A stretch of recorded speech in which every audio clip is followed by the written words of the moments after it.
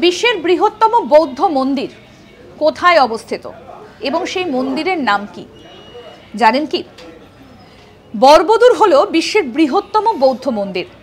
750 থেকে 842 খ্রিস্টাব্দের মধ্যে এই বরবদুর নির্মিত হয়েছিল এবং এটাই এখনো পর্যন্ত বিশ্বের বৃহত্তম বৌদ্ধ মন্দির।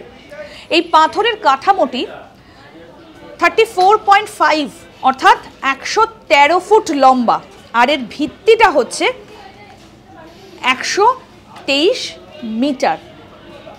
এই হচ্ছে বরবদুরের মন্দিরের আকৃতি।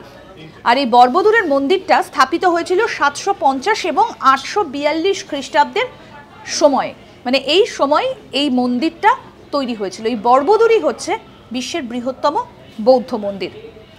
এরকম আরও অনেক অজানা আপডেট পেতে দেখতে থাকুন আজ তাক বাংলার ইউটিউব চ্যানেল, সাবস্ক্রাইব করুন, আর নোটিফিকেশন পেতে তো অবশ্যই বেল বাটন অপশনটা প্রেস করে রাখুন। দেখতে থাকুন আজ তাক বাংলার ইউটিউব চ্যানেল।